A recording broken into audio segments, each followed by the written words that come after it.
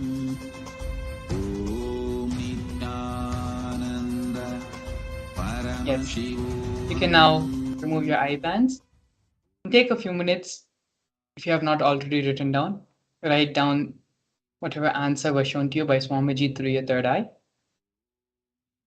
Take a few minutes now, slowly you can remove your eye band and pen down the answer given to you through your third eye, given by Swamiji. Now we can compare the answers and see if the answers are correct. The answer is going to be projected right now in the screen.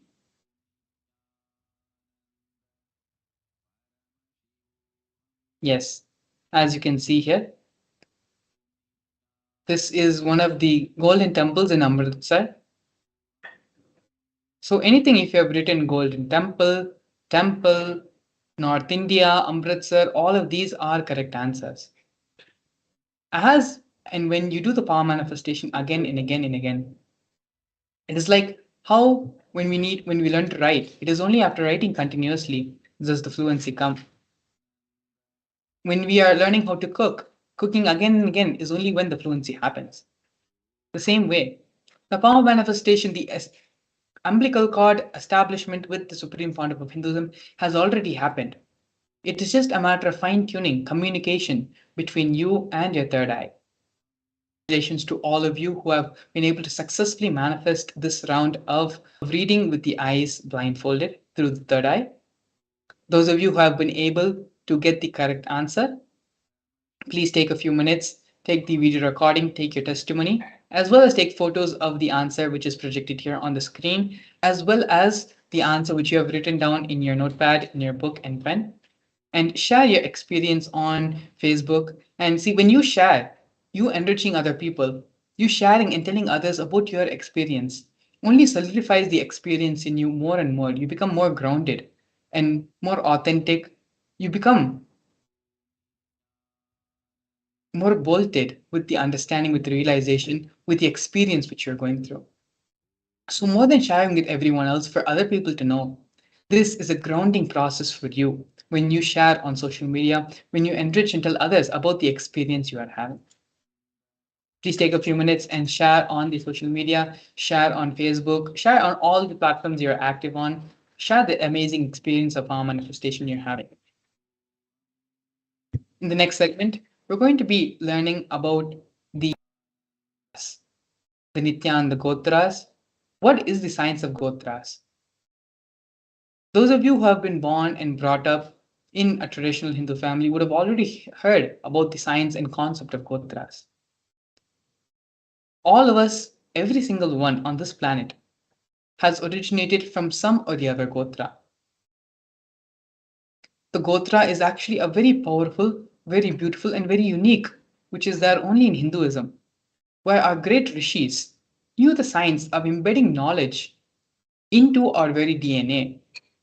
Apart from the crores and crores of source books which have been recorded and maintained, apart from the knowledge system from guru to disciple vocally, our ancient enlightened Hindu masters knew the science of embedding the knowledge, the whole knowledge, into our very DNA. Which Gotra you are pertains to the knowledge branch, to the knowledge science which can be awakened in you.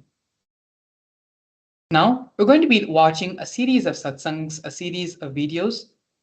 Hinduism sheds light on the science of Gotra and how the Gotra science can be practically applied in our lives. So for those of you who have successfully completed the power manifestation and were successfully able to manifest these powers of Paramashiva, congratulations to all of you. Take a few minutes now to share in the social media, share in all your various public platforms. And once you're done with that, you can come back and sit in a space of deep restful awareness, deep listening. Anytime we listen to a satsang, listen to Swamiji, we should always bring ourselves back from the space of hearing to the space of listening. Satsang is not an ordinary place where someone is just talking something in your hearing and just acquiring the knowledge about it.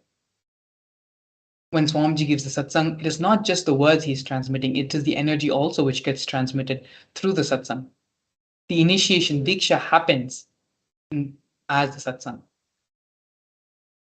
To imbibe and to receive this diksha, it can happen only when we move from the space of hearing to listening.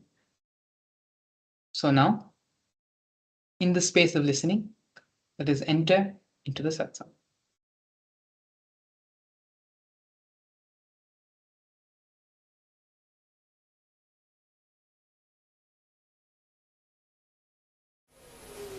The imprint of our higher self is held in our DNA. We carry our lineage from other planets and other areas of universe in our DNA. The imprint of our earthly ancestral lineage is also held within our DNA.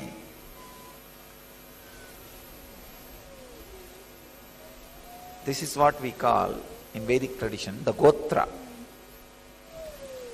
Which Rishi's Gotra you belong to, we say. The Gotra is your code of other living spaces, components of other living spaces which is in you. That code is the Gotra. If you say Bharadvaja Gotra, the energy and experience and the DNA Bharadvaja represents is there in your body. And you can access to those energies very easily. If you take up the mantras and spiritual practices delivered by Bharadvaja, immediately you can decode your DNA and the Akashic records can open. So the Gotra you belong to is the keyword, password for the huge information available to you in the form of Akashic record. Our Gotra is nothing but a code word for a special DNA layers. Please understand, our rishis have mastered the science of inserting the specific biomemory into a specific DNA layers.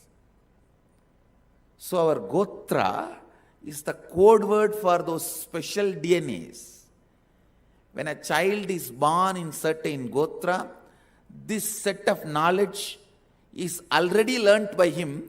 You just need to provide that ambience, he will recover, he will start expressing everything. Please understand.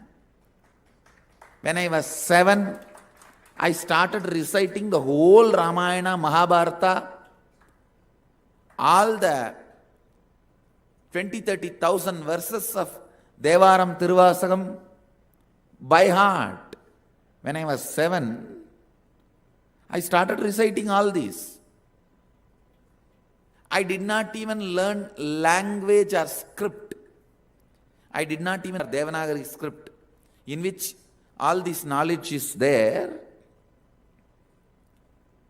I was not even able to read Devanagari script or Tamil script, but I can recite all the thousands of verses from Valmiki Ramayana, from Vyasa's Mahabharata, from Devaram Tiruvasagam. The moment that ambience was provided, whatever was in the DNA, in the biomemory, started expressing. So the Gotras are the code word for DNA. We are a civilization created for enlightenment. When somebody is not complete in this Janma, he will take the birth in the next Janma in the same family and ambience and will start where he has left and continue his journey. So our civilization is created for that. The Gotra system was created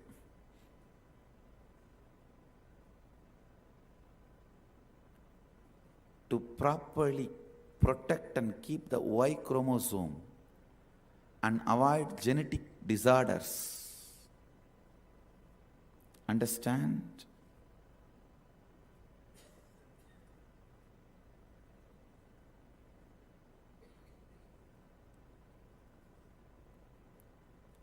To avoid the genetical disorders and to protect and preserve Y chromosome, and above all, to protect all the major knowledge branches.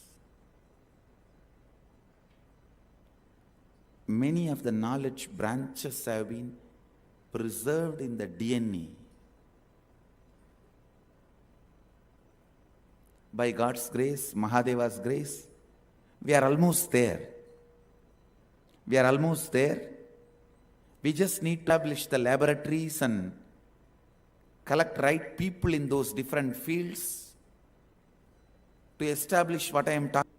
I can pick up kids from each Gotra below 7 and make them recite the whole Veda branch belongs to that Gotra, who has not even read any script or heard anything from anybody. Just opening the DNA, I can make that kid recite the whole Veda of that branch. Each Gotra took the responsibility of preserving one Shaka of Vedas. I can make them recite. I'll do it. All great enlightenment-centric lifestyle jatis among the Brahmanas, the Agnihotri, the highest Brahmanas, and Bharadvaja Gotri, the most pure flying Brahmanas. Understand? The Bharadvaja Gotra Brahmanas used to fly. Bharadvaja is the rishi who wrote the whole science of flying, and Bharadvaja Gotra Brahmanas had the DNA. They used to move from place to place, Akasamarga. Our Hindu way of flying was collective, means like a group. As a whole group, you can get into a flight and fly. That kind of flying machines were also available. As an individual, you can just fly, having a small attachment to your body, like a wing. Hindus had both technology.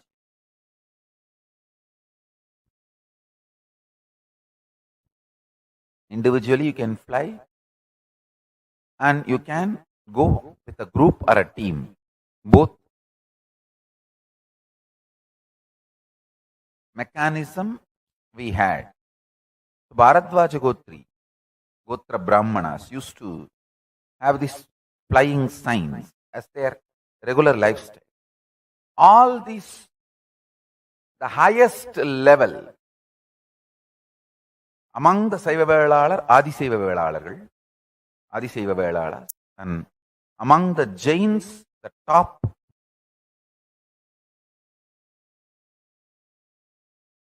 Varnashrama Dharma is the conscious pyramid built by our ancestor Hindu civilization, ancestors, for the high level souls to come back again and again to make this planet Earth a better and better place.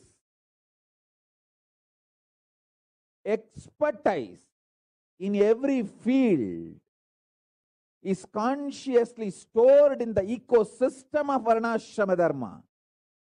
A Brahmana who comes back again and again in the Brahmana family becomes expert in the knowledge of Vedas. A soul which comes back again and again in the field of, in the family of Vaishya, becomes expert in administering the economy and keeping the society rich. The soul which comes back as a Vaishya in Vaishya family again and again keeps the justice. He masters the science of keeping the justice and keeps it intact.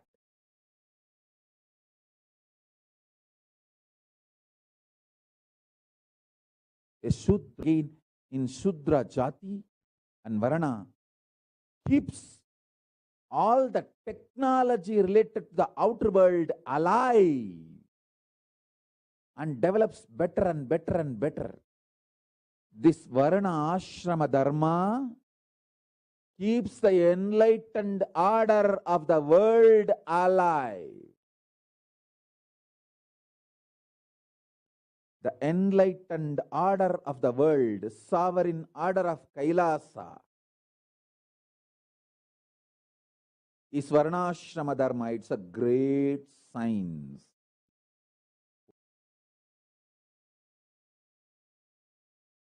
It is such beautiful system where the responsibilism is encouraged. The way you take responsibility for your life and others' life,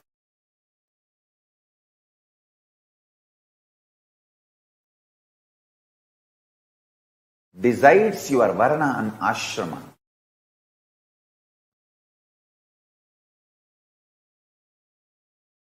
Jati is more to support you to specialize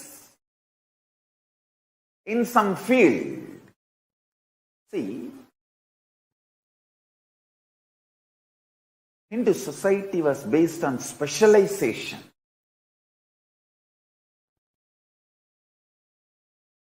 A Brahmin specializes in that knowledge. So he has all the updated understandings and specialization in that field. He specializes everything related to past and updated current understandings and knowledge and new research and discoveries in the field of teaching. So naturally, anyone goes to him, gets the best in that field. Same way the Vaishyas, Kshatriyas. So the family by birth gives you specialization due to the ecosystem prevalent in the house and workplace. And then you can choose your Varna. Understand? Brahmins were also working. Kshatriyas were also studying. Shudras were also teaching. It's all absolutely interdependent. An amazing resource distribution. Only these four are resources: land, knowledge, wealth, weapons of a society. So, wealth was vested with one Varna, knowledge was vested with one Varna, land was vested with one Varna, weapons and power was vested with one Varna, and all of them are in the Jati of Brahmana, and you can choose, decide to be Kshatriya. Nothing wrong.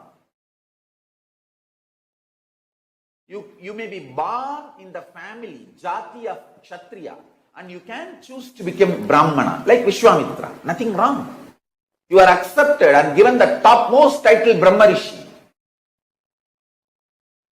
Same way, you can be born in Vaishya family and you can choose to become Brahmana. You are accepted into Brahmana Varna. Nothing wrong. Understand?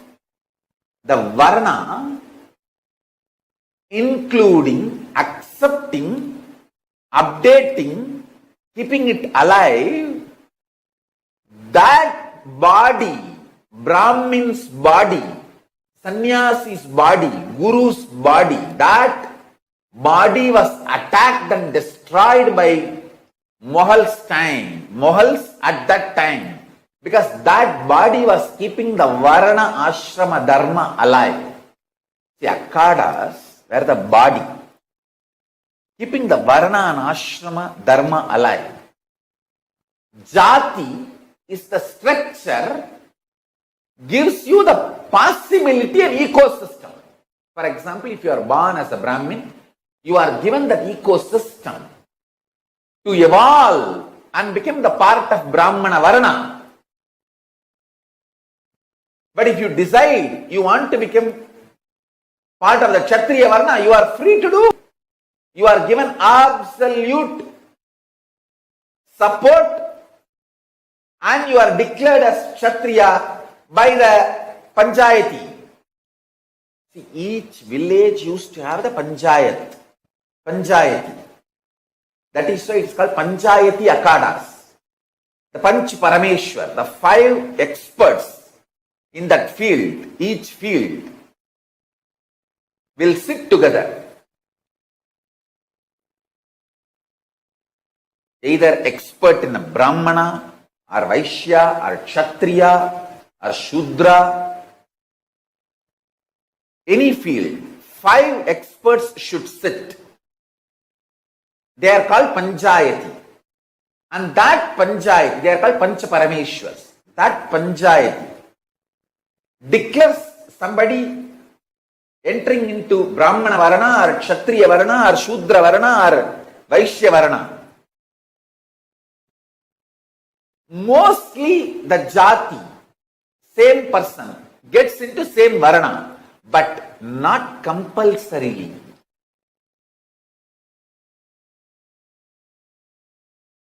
Not just astronomical happenings, even the planes of various existence. The Brahmanda, Cosmos, and Pindanda, macrocosm, both. The knowledge Hindus had, still have. Fortunately, even if a last Brahmin boy is alive, the whole Hinduism is alive in his DNA.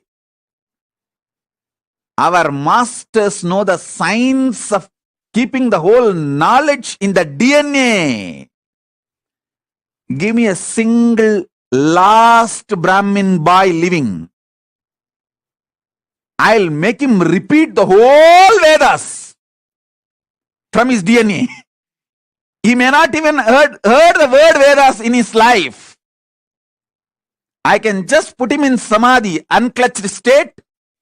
He will repeat the whole Chaturveda without missing a single line. Give me one single Brahmin girl.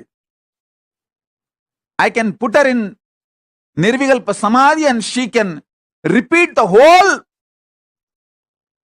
Hinduism's art, the field of temple, all the science related to homemaking, because women were adepts not only in enlightenment science, the Rishikas were adepts in medicine. There are enough documents to prove during the Meenakshi's time, she was running a huge Siddha hospital with protocols. The Hindu medicinal hospital with protocols and a large number of trained Rudrakanyas being doctors. I tell you, our masters have mastered the science of putting the knowledge in DNA. Many times people ask me, Swamiji, why did our ancestors not bothered to document all this knowledge? Hey, they have documented, fool. You forgot the methodology to read it. They have documented in your DNA. Just unclutch and sit. You will see them in your inner space. That is why again and again we say mantra drashta is Rishi, not the one who hears the mantra from outside. If you hear the mantras from outside as a shruti, if you hear them as a shruti, you are a Gurukul student. You can maximum become acharya only if you see them in your inner space. Mantra drashta mantra. Those, when you sit in unclutched space, from your DNA, those mantras get revealed and appears in the form in front of your third eye. Then listen. Listen to this punch strongly. This is the truth. Anti-Hindus wrote their history, blood of Hindus. Hindu ancestors wrote their history in the DNA of the Hindus.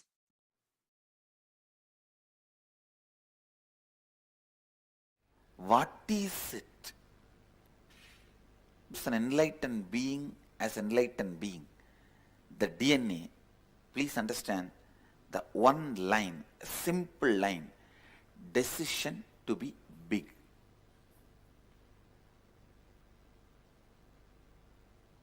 Please get it. Decision to be big.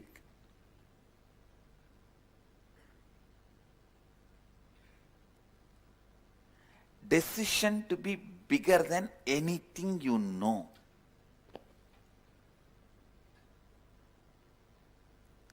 Decision to be bigger than anything you know will end only in Advaita space. I put it in a very colloquial way. Decision to be bigger than anything you know. If I have to put it in a more precise, sophisticated way, see, the word I gave you is the exact word I received in that research as a prasada. So if you start cherishing in your DNA, in your bioenergy, in your biomemory, this one idea, anything I know, I will become bigger than that. Please understand, this is not from the mood of violence, arrogance, war, all that. Don't decide to wage war with anything you know. No. By waging war, anything you know, you destroy that, but you don't become bigger than that. Understand? By making anything you know as smaller than you, you don't become bigger than that. You need to know that. By making anything you know as smaller than you, you don't become bigger than that. So Alexander can never become great. Napoleon can never be great. Understand? I put it in a very colloquial term. If I have to put it in more precise, refined term, authenticity. Whatever you know as you should stand with this one idea, whatever I know, I'll become bigger than that.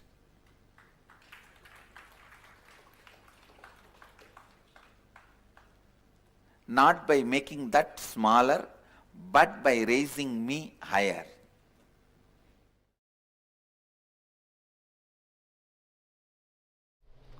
Oh humanity, I am ready with the science. Come, become new species. Understand, till now, I have not opened the suitcase I brought, only the feet dust.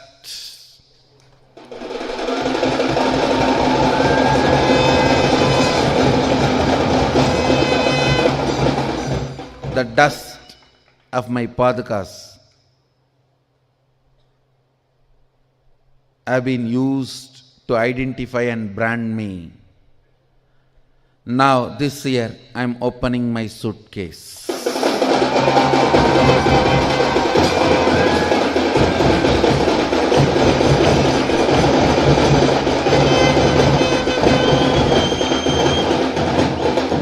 new species are the first product I am taking out of my suitcase.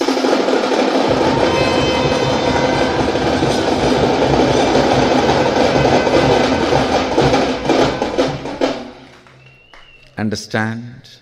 So in a way, I am starting the mission only now.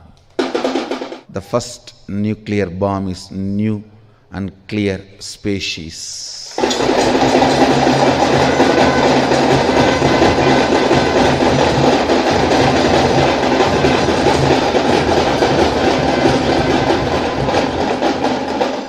I'll shock and surprise humanity by demonstrating this new DNA, which will be named as Nithyananda DNA.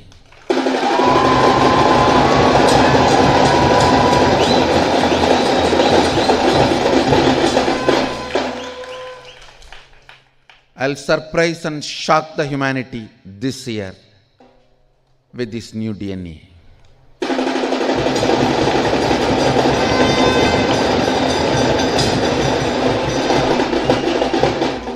It is literally new DNA. Don't think it is growth of the human beings. No. It's literally new DNA. And first time released in the universe.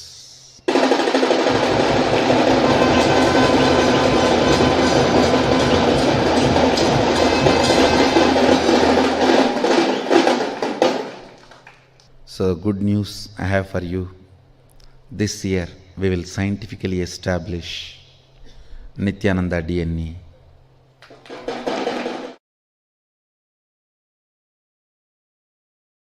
DNA.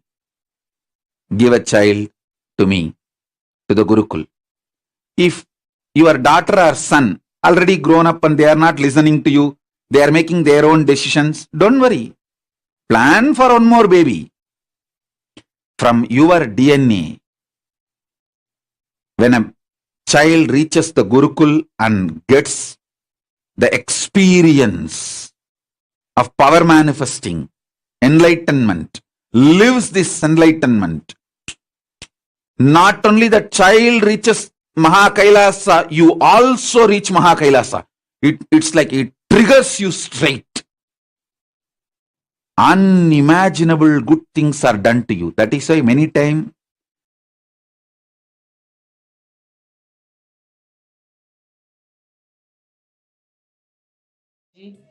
expanded on the science of Gotra, the science of Nityananda.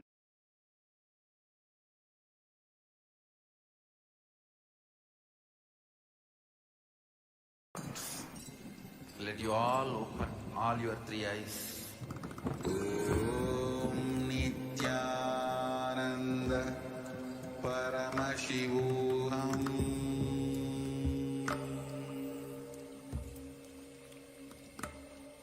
Om Nithyananda Paramashivam.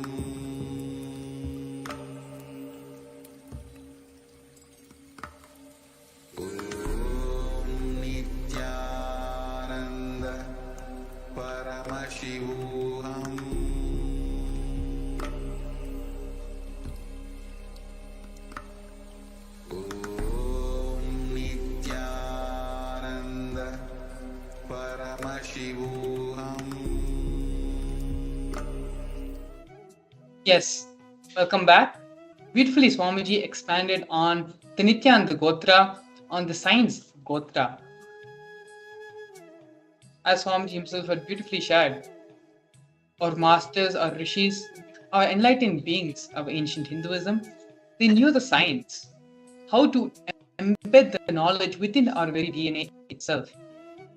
In school, in college, in university, at some other point in time, we would have studied about other religions, other civilizations, and the way they documented in the form of carving in the walls or through certain stone tablets.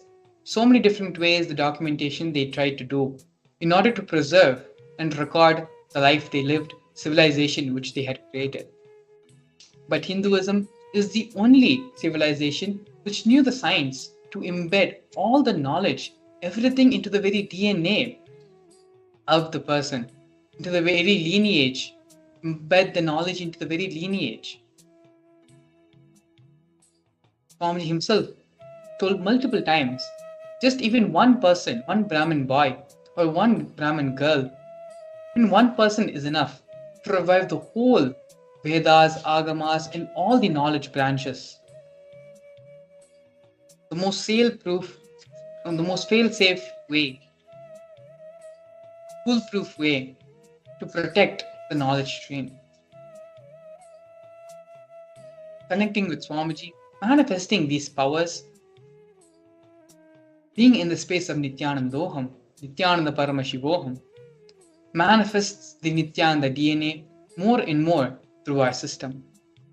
More and more, the science of Gotra is awakened in us. Our DNA starts becoming more alive, starts awakening, and we start becoming Nithyananda himself.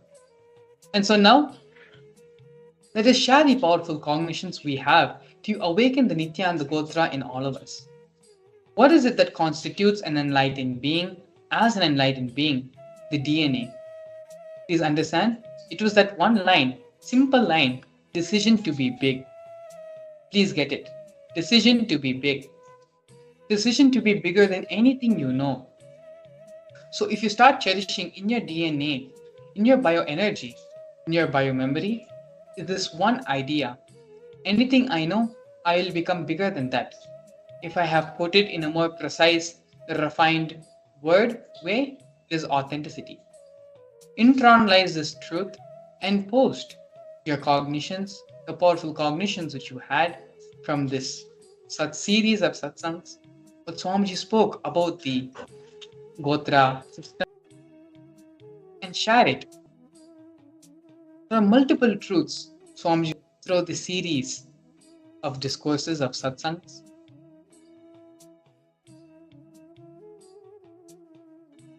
Shedding light on the ancient civilization, on how Hinduism fundamentally functioned and why it was such a thriving society for so many generations. Discarding and clarifying debunking many of the false rumors and misunderstandings which we have about the Gotra system, about the Jati system, about the Varna and caste system. From everything which Supreme Pontiff of Hinduism shared now, let us take a few minutes and pen down all the powerful cognitions that we had, all the understandings which we had. Take a few minutes now, sit and pen down all the powerful cognitions.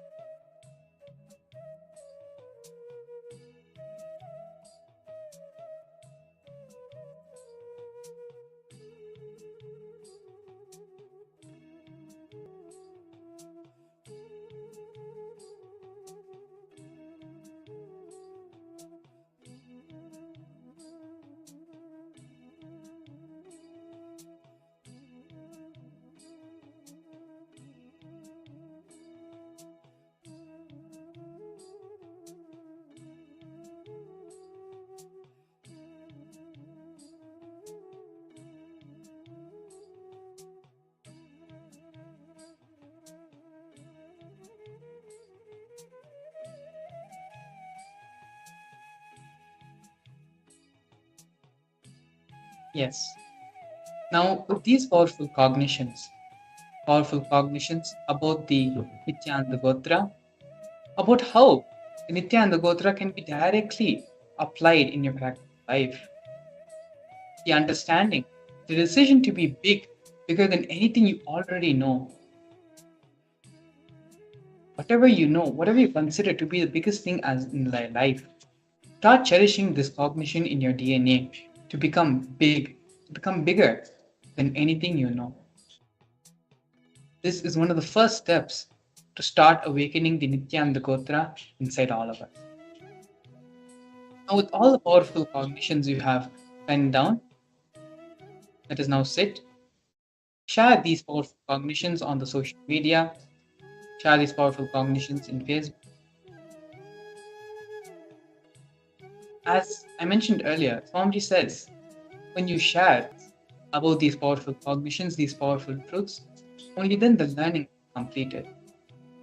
The first 25% of learning happens when you listen and cognize these truths from the avatar, from the master. The second 25% happens when you internalize, sit with yourself and pen down, internalize, do the manana. The third 25% happens when you discuss, have the vakyata satas with the other people, with the other peers, and everyone else who's in the same process as you are. Lastly, sharing in the social media, which completes and gives you the complete cognition about the truth which we are discussing, about any powerful cognition for that matter. And so now with this, we're going to be entering into the next segment, which is the power manifestation. With this powerful cognition, with the awakening of the Nithyananda Gotra in all of us, we're going to be manifesting the power of clairvoyance. Pair up with a partner for the power manifestation and ask your partner to think of an image and write it down on a piece of paper.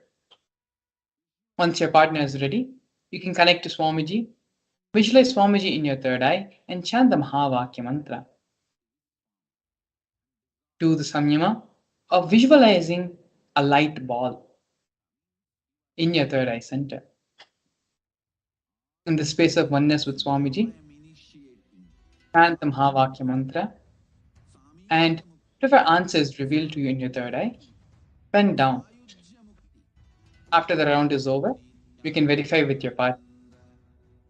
You can do this with anyone you have in your surrounding, in your Vatavarna. It can be a family member, it can be a friend who's next to you.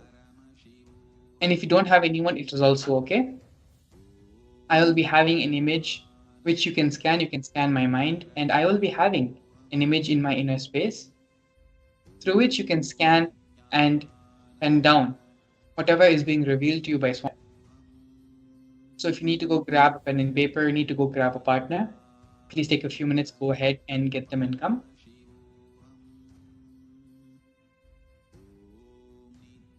You should have a partner. If you don't have a partner, it's okay.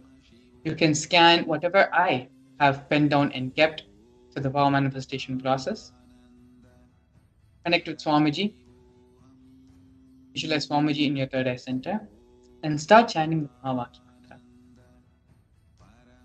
Let us enter into the power manifestation session. Om Nithyananda Paramashivam.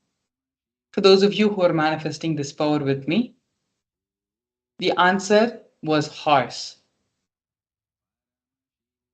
The image which I was keeping and I had penned down and was holding in my inner space for all of you was horse.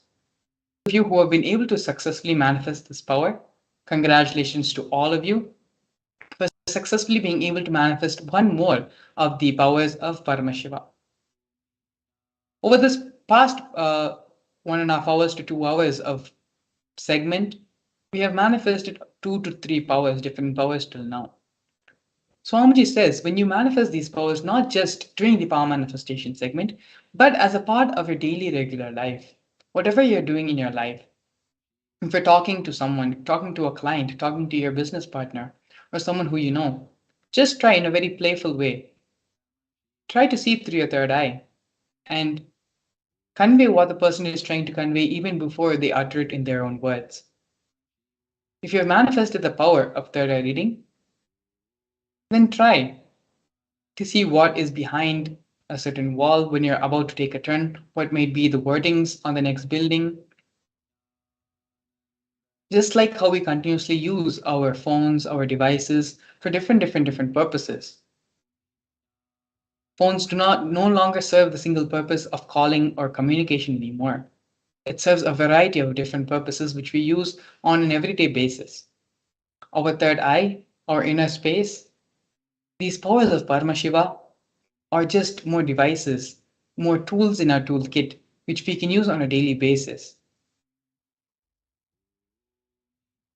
Take the example of a phone or device itself.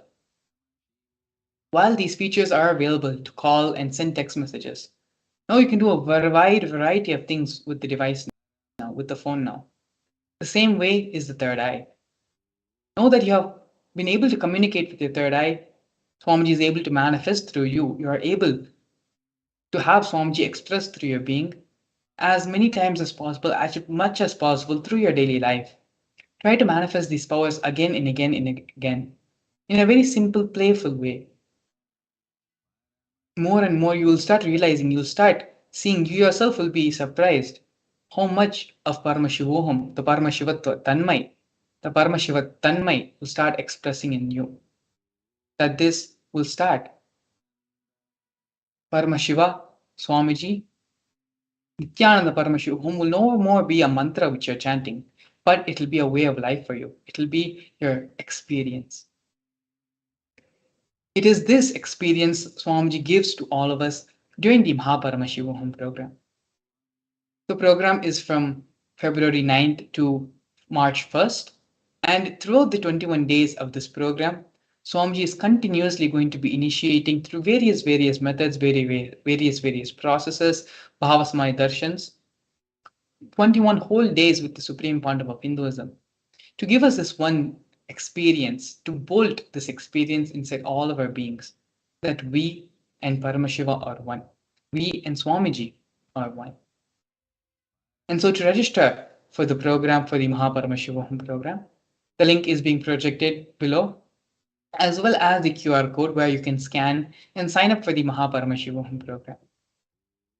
This is once in a lifetime opportunities. Yes, this program is not the first program which is being conducted, but the experience will be completely different, completely new. As Swamiji says, enlightenment is the ultimate, but it is not the final.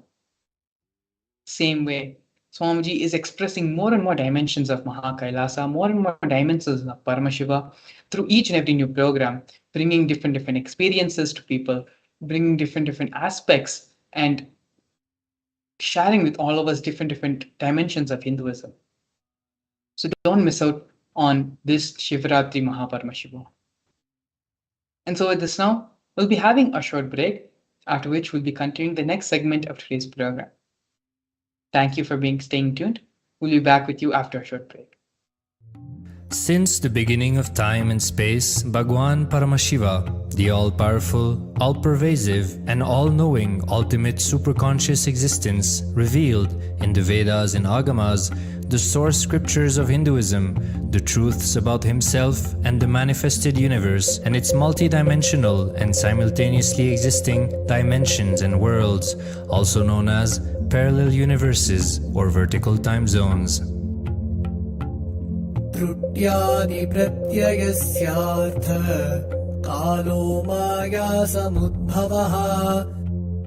The Kala Tattva, which gives rise to the knowledge of various time zones and parallel universes such as Shruti and others, is originated by Ananteshwara from the impure Maya.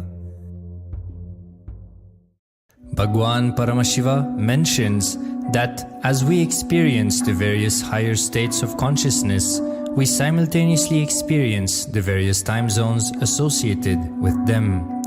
We get transported to the parallel universes and experience the other dimensions of our own existence, of our own personality.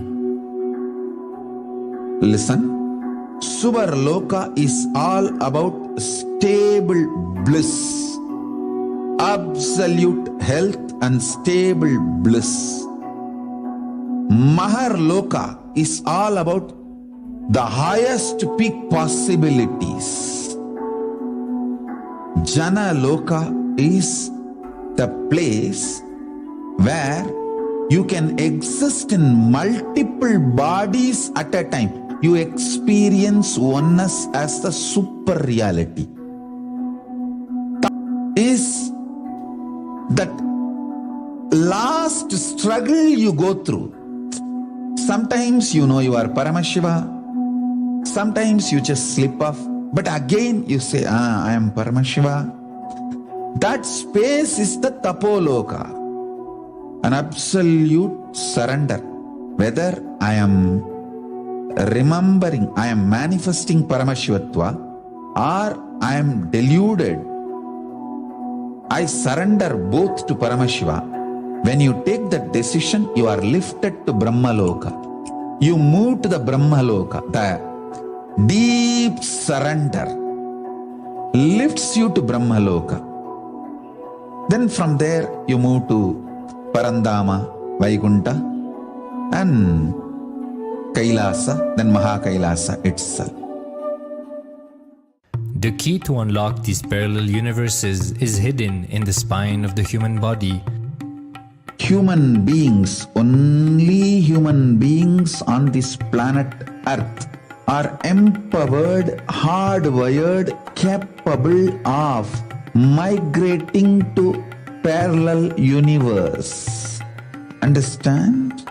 Your spine is not only hardwired, capable of fuel, charged to lift you off to different parallel universes. Sukritan manavo bhutva jnani chen mokshamapnuyate chaturashita-laksheshu sharireshu sharirinam namanushyam vina yatra tattvahanantu labhyate. Of the 8.4 million bodily forms, the human body is the most important, for it is this form in which one gets knowledge of the essence.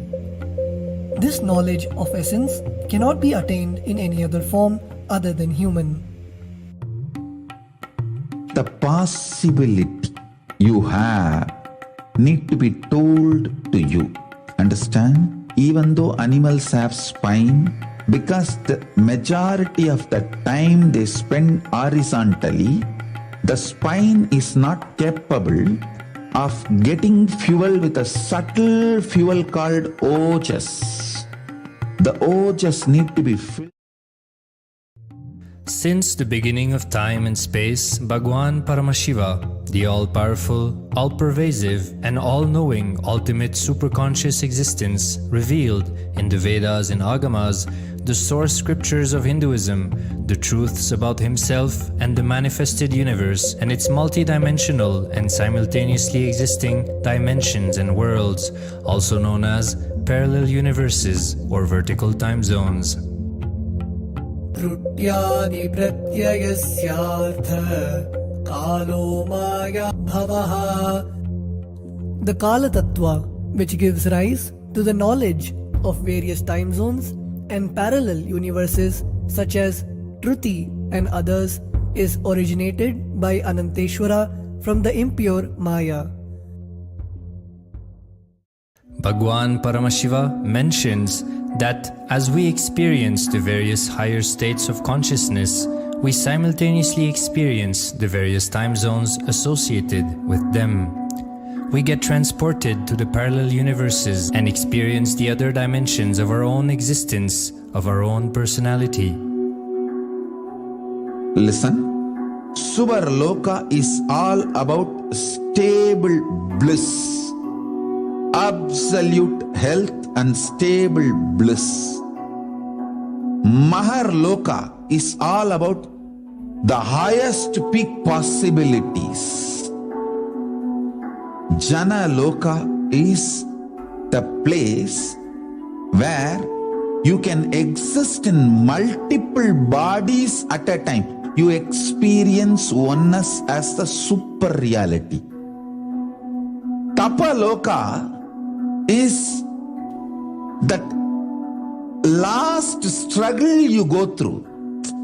Sometimes you know you are Paramashiva, sometimes you just slip off, but again you say, I am Paramashiva. That space is the Tapoloka, an absolute surrender.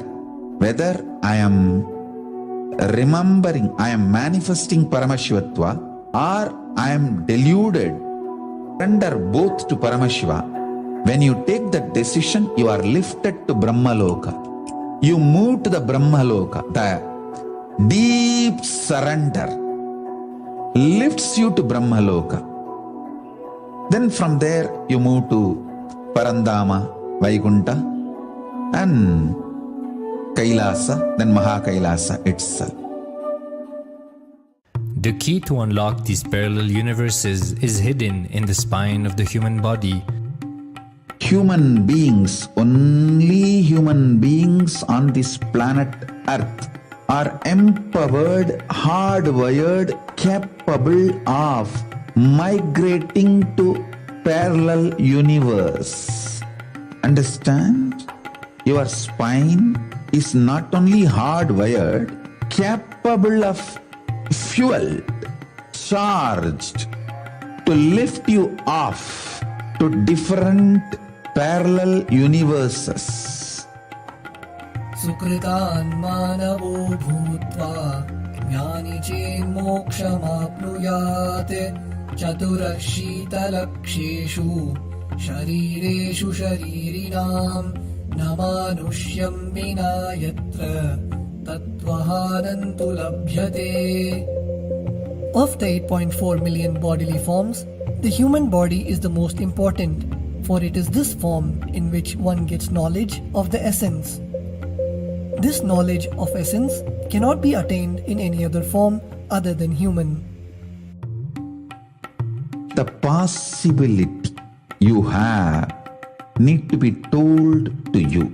Understand? Even though animals have spine, because the majority of the time they spend horizontally, the spine is not capable of getting fuel with a subtle fuel called ojas.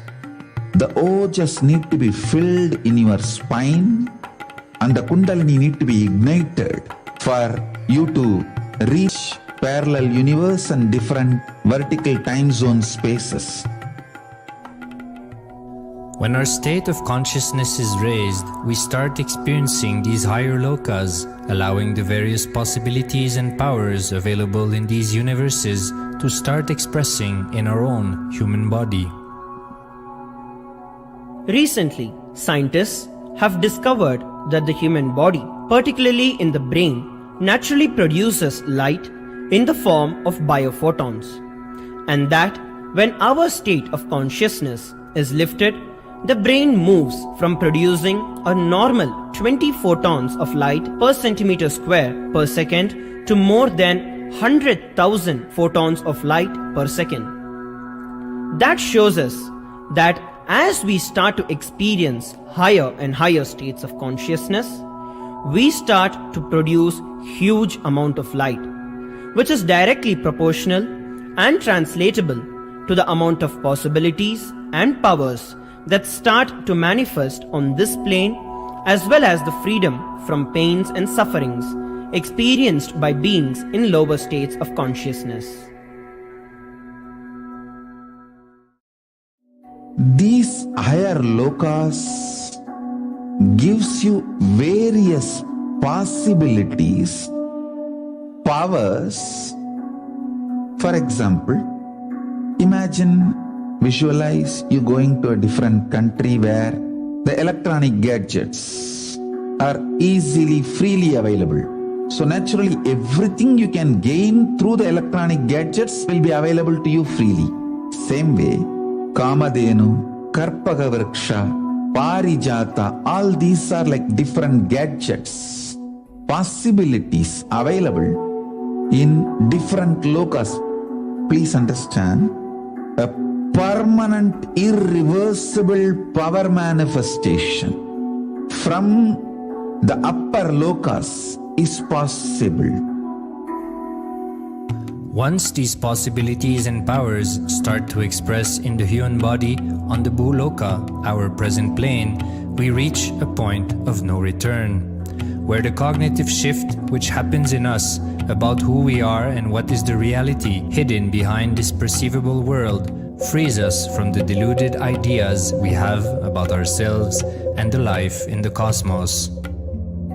The moment your consciousness is empowered to access and to exist in the parallel universe, no force in this Bhuloka, planet Earth, can torture you, abuse you, suffocate you. It is irreversible, permanent enlightenment, irreversible, permanent empowerment.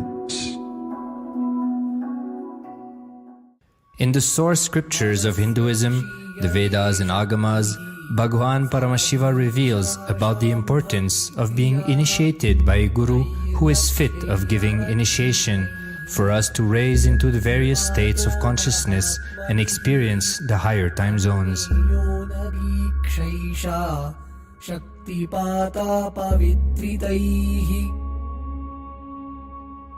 The potency of Anavamala, which veils the innate and essential nature of the soul, is set into the decaying phase by this specific activity. Such specific activity is characteristically called Diksha. The intimate communion between the Blessed One and the Blessing One is very rare and difficult to occur. The Supreme Pontiff of Hinduism, Jagat Guru Mahasannidhanam, His Divine Holiness Bhagavan Nithyananda Paramashivam, is the 1008th incarnation of Paramashiva as per Hinduism, living amidst us today. Starting out at a young age and enduring years of intense penance, he persevered with the single-pointed vision of experiencing the ultimate oneness with Paramashiva, known as Paramadvaita. He traversed the length and breadth of India, initiated by his gurus into yoga, tantra, and other Eastern metaphysical sciences. After having many profound spiritual experiences, he finally received the ultimate experience of Paramashivoham, I am Paramashiva, from his guru Arunagiri Yogeshwara, an incarnation of Paramashiva in the holy town of Tiruvannamalai in South India.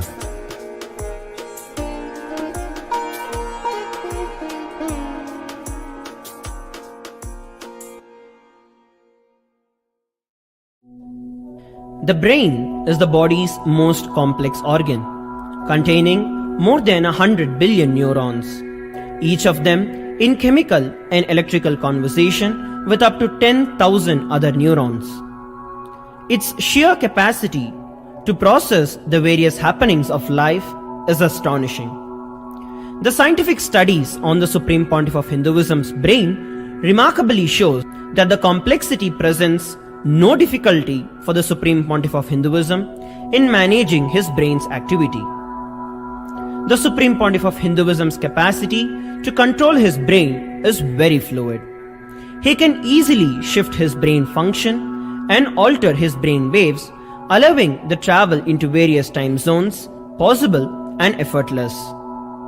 The results from the scientific studies conducted on the Supreme Pontiff of Hinduism showed that the human body and brain is able to choose to alter the body and to travel to other dimensions at will. The possibility for people to experience the healing capabilities as well as the higher states of consciousness is an event of immense benefit for humankind. The science of altering the rates and progression of many physical diseases, mental instabilities, and ultimately the superconscious breakthrough has now been made available and achievable for today's humanity. The Supreme Pontiff of Hinduism is a bridge between the visible and the invisible. He is also a bridge between the ancient and the modern world of science and discovery.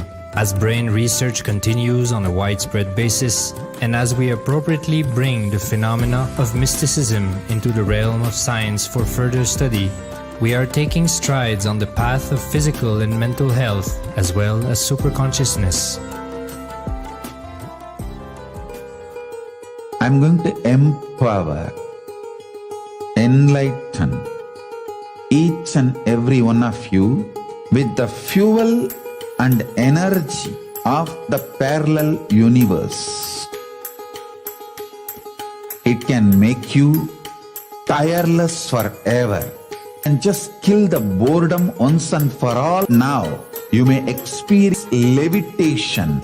Right now you may experience absolute flexibility of the body and complete detoxification, a complete healing right now. There can be multiple possibilities.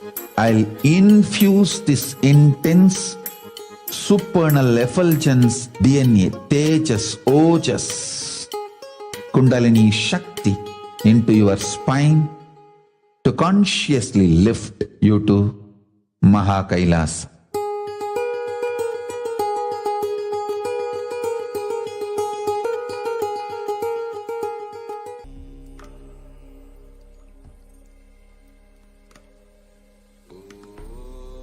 Nithyananda Paramashivam.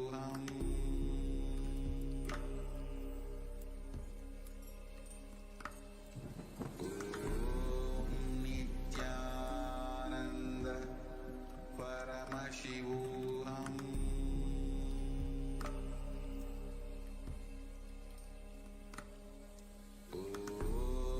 Nithyananda Shivam.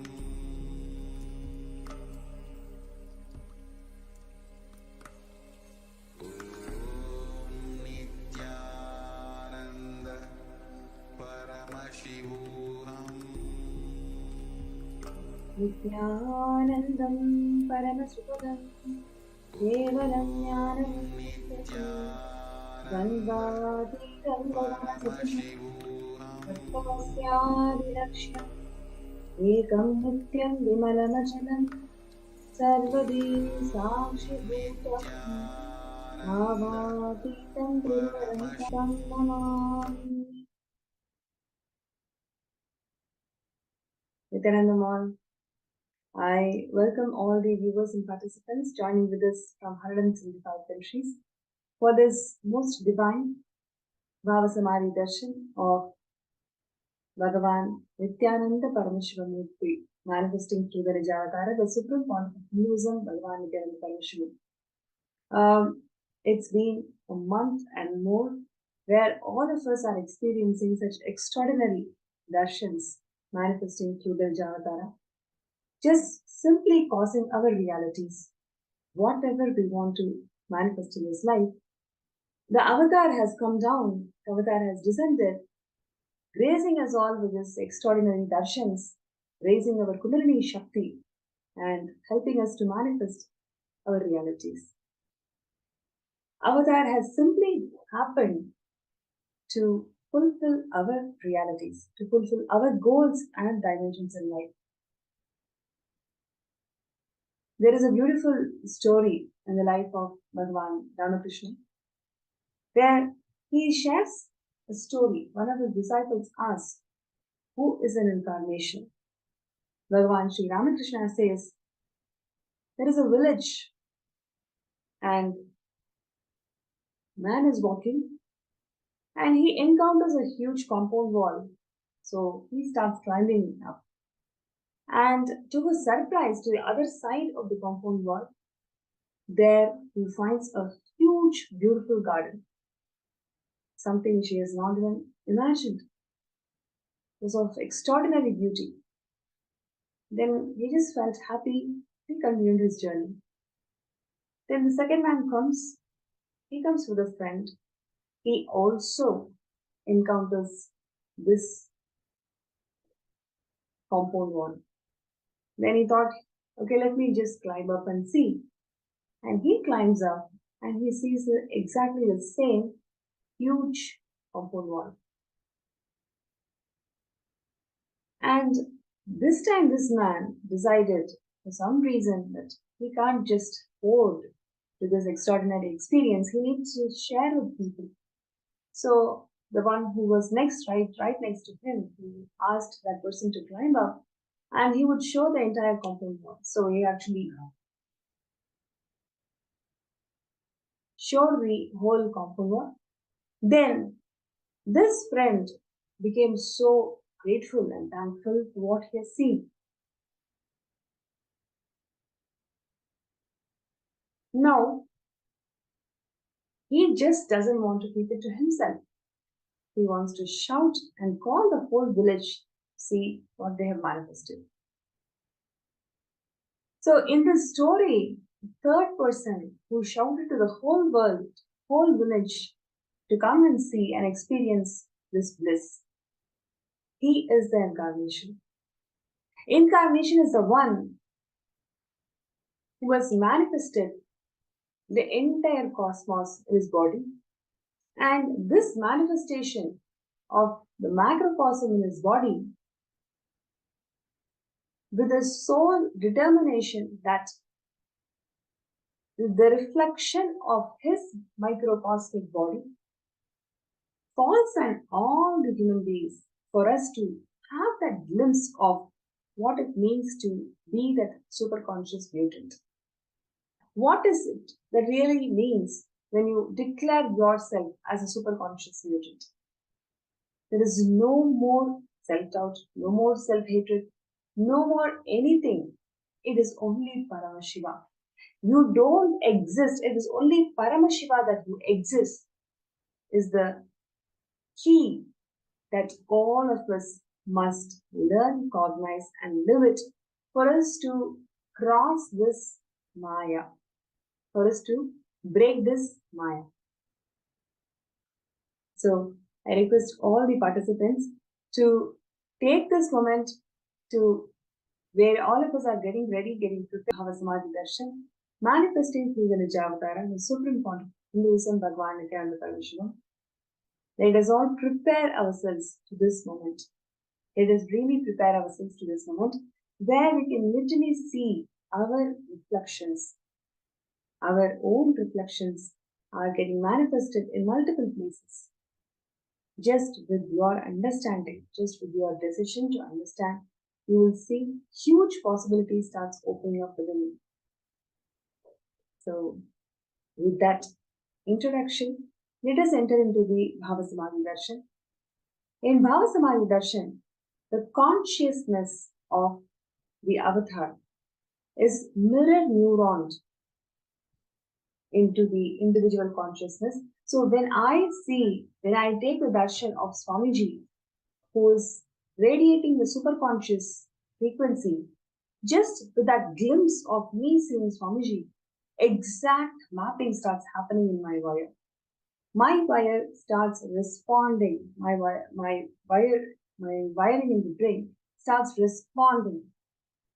So for this response to happen, it is the sacrifice of the Paramatara of Paramashiva who has come down just for all of us to experience that glimpse in Bhava Samadhi Darshan. Right? So I would like to also share that this is the very ancient science where literally various enlightened masters have grazed and liberated their disciples by giving them all this experience of Bhava Samadhi Darshan. In fact, in the life of Sri Ramakrishna, he used to give the Bhava Samadhi Darshan of Kali. And once he gives that one darshan, it takes about 6 months for him to settle down in his body. Please imagine the amount of work that Swamiji is doing in his body, literally every single day, every single minute. He's sacrificing all of it for the sake of Kailasa. And this experience is going to take him and the entire family to a different level. I'm sure this is for all of you all, whoever is sitting in that space, creating that possibilities while we are sitting and enriching ourselves in this Bhava Samadhi Darshan. So, let us all get ready for the Bhava Samadhi Darshan. This darshan is something, a decision in your lifetimes for you to express that superconscious mutant. If you want to express and manifest yourself as a superconscious mutant, now is the time where you can simply explode and show your love that you have for Swamiji. So, the first thing that I would like to announce before we get into the darshan is the security, Kailasa security announcements. Please ensure that you're not video recording any of these clips, any of these segments from the YouTube channel. And please also ensure that if anybody tries to use this clip, we must apply the copyright strike. So, we'd like to start the session, and where all of us will be preparing ourselves, we will be getting ready to receive the darshan of the Nijavatara, the Supreme Paramashivam. So I request everybody to please come down and please sit straight with your head, neck and spine in the straight line.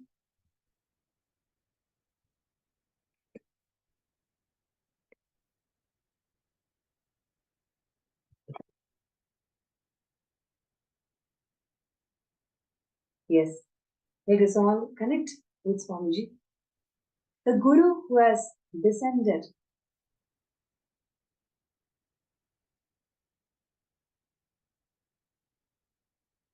just to take us all to liberation. All the heavenly bodies in various lokas are just celebrating this moment where Swamiji is going to liberate the people in Kailasa.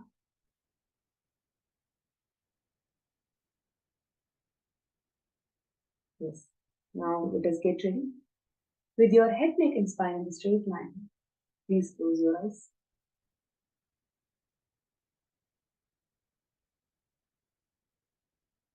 Inhale as deeply as possible. Exhale as slowly as possible. With a restful awareness, let us connect. Let us intensely connect with each other. And with a space of gratitude in your Anandagandham, please let us chant Mahavakya before we get ready to receive the most awaited moment of the day, which is nothing but receiving the Bhava Samadhi Darshan of the Bhagavan Nithyananda Paramashivam, where the Nijavatara is actually secretly offering all the flowers, all the beautiful things that they have all connected during the Brahmotsavam to be offered to Swamiji. So, requesting, please sit still, close your eyes. Let us chant Mahavakya.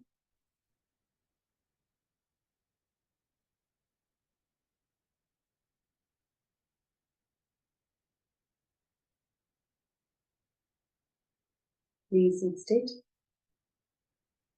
Please close your eyes and let us chant the Mahavakya. Om Nithyananda Paramashivam.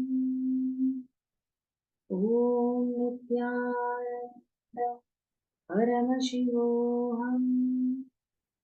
Om Nithyananda Paramashivam. Connecting with the Divine with your eyes closed is meditation. Connecting with the Divine with your eyes open is darshan. Come, let us all now move from meditation to darshan. Slowly, very slowly, please open your eyes.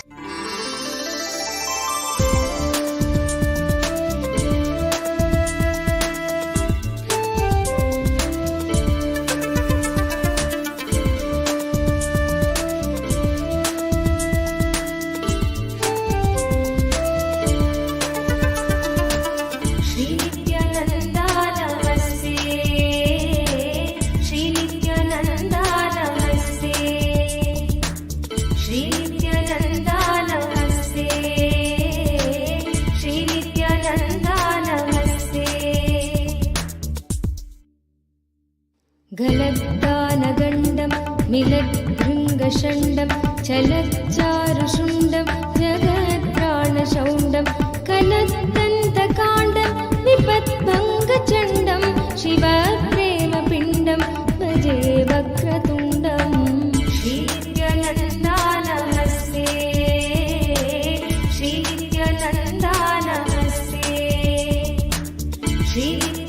श्रीनित्यानन्दानमस्ते श्रीनित्यानन्दानमस्ते अनाद्यन्तमाद्यं परं तत्त्वमर्थं चिदाकारमेकं तुरीयं त्वमेयं हरिब्रह्ममृग्यं परब्रह्मरूपं मनोवाहतीतं महर्षैवमीडे श्रीनित्यानन्दानमस्ते श्रीनित्यानन्दानमस्ते श्रीनित्यानन्दानमस्ते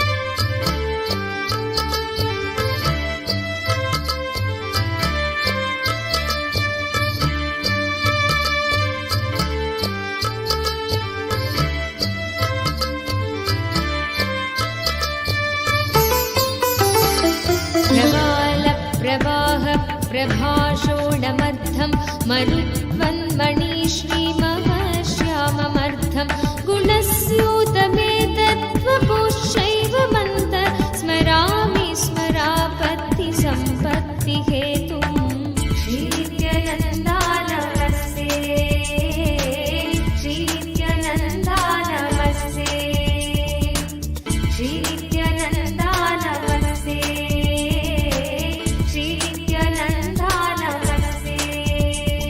स्वसेवा समाय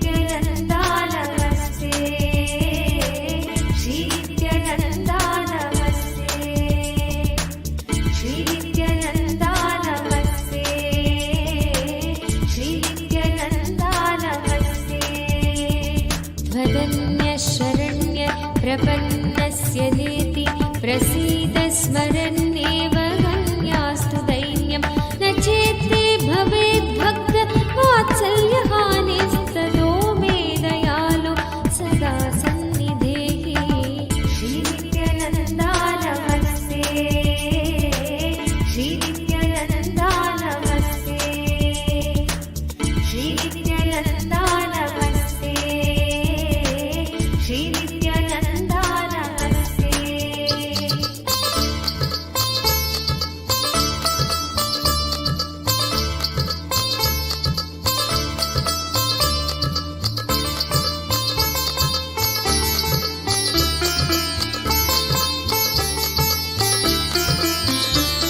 अयं दानकालस्त्वहं दानपात्रं भवानेव दातात्मधन्यं न याचे भवद्भक्तिमेव स्थिरानेहि मह्यं कृपाशीलशम्भो कृतार्थोऽस्मि तस्मात्। श्रीनित्यानन्दा नमस्ते, श्रीनित्यानन्दा नमस्ते, श्रीनित्यानन्दा नमस्ते, श्रीनित्यानन्दा नमस्ते। पशुं वेत्सि चेन्मां तमेवाधिरूढ कलङ्केति वा मूर्ध्नि तत्सेकमेव विजिह्वन् पुनः सोऽपि ते कण्ठभूष त्वदङ्गीकृता सर्वेऽपि धन्या। श्रीनित्यानन्दा नमस्ते, श्रीनित्यानन्दा नमस्ते, श्रीनित्यानन्दा नमस्ते, श्रीनित्यानन्दा नमस्ते।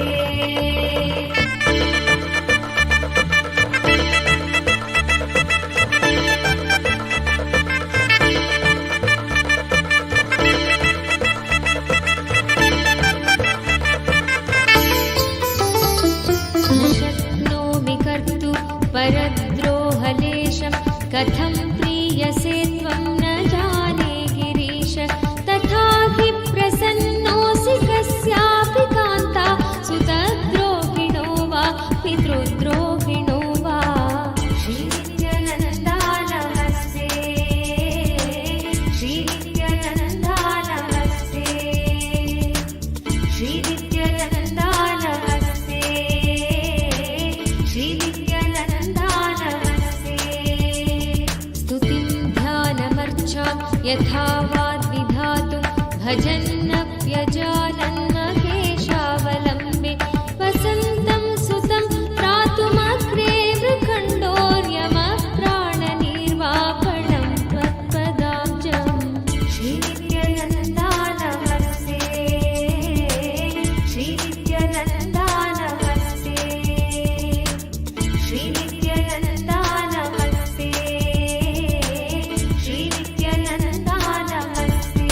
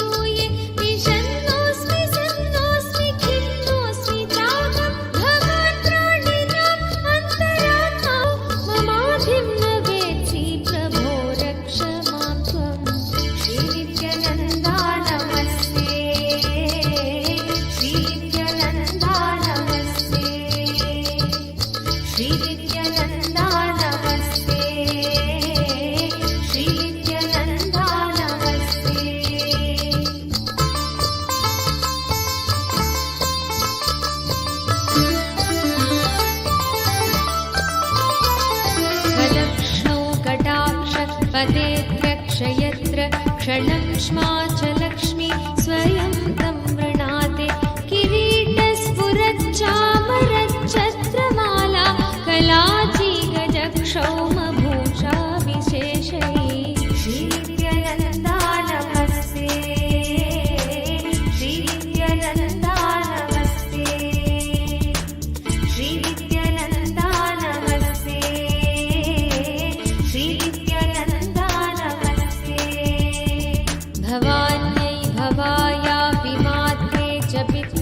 मृडान्यै मृडायाप्यगग्ने मखग्ने नित्याग्यै नित्याङ्गाय कुर्म नित्यायै नित्यायम्बिकायै नमस्त्यम्बकाय श्रीनित्यानन्दा नमस्ते श्रीनित्यानन्दा नमस्ते श्रीनित्यानन्दा नमस्ते श्रीनित्यानन्दा नमस्ते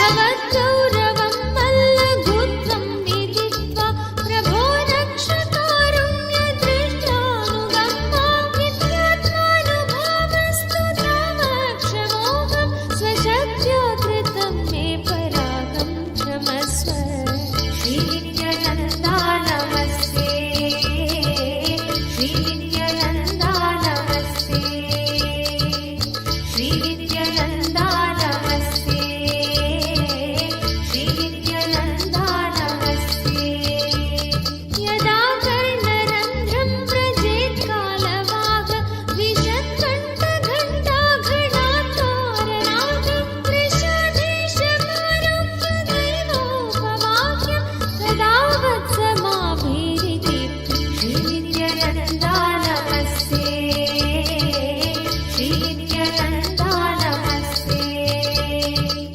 श्रीनित्यानन्दा नमस्ते श्रीनित्यानन्दा नमस्ते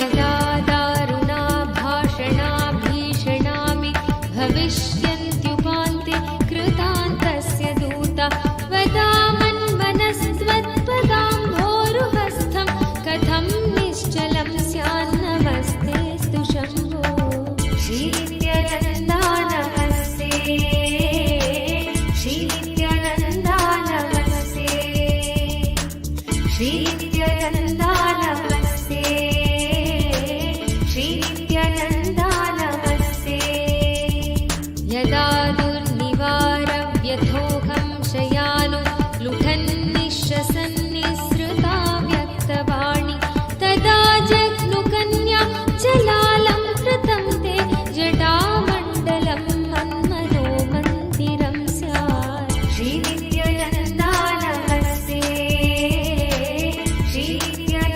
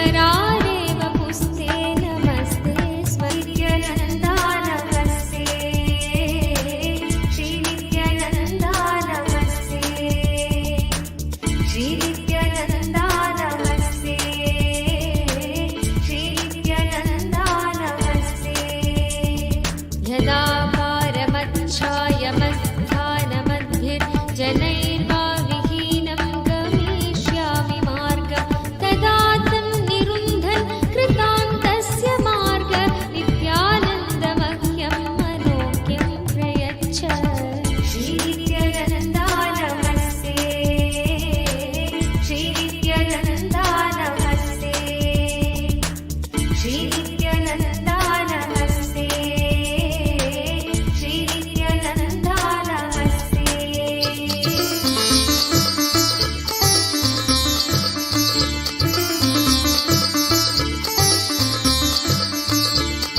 सदा रौरवादीश्वरन्नेव भीत्या प्रजां यत्तमोघं नित्यानन्दघोरं तदा मामहानाथकस्तारयिष्य जनाथं पराधीनमर्मेतु मौले श्रीनित्यानन्दा नमस्ते श्रीनित्यानन्दा नमस्ते श्रीनित्यानन्दा नमस्ते श्रीनित्यानन्दा नमस्ते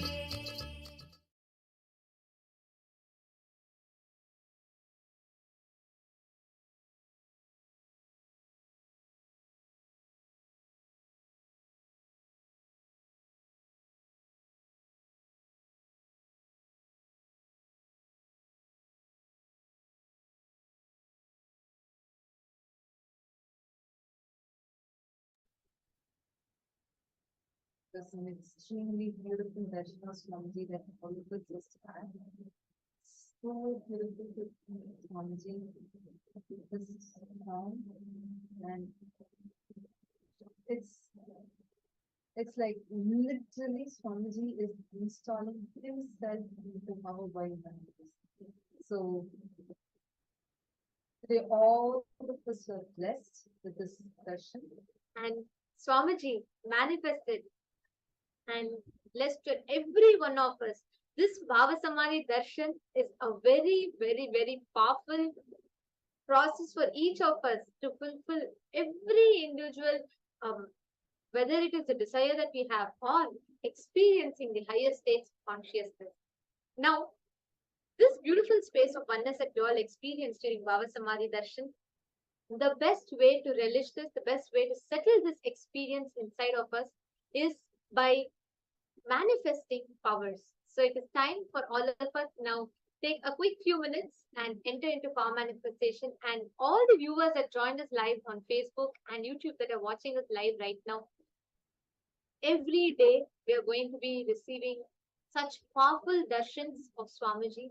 And for you to receive these darshans live, for you to experience this darshan along with the Nayana Diksha, sitting at Swamiji's feet and receiving this darshan, do not miss.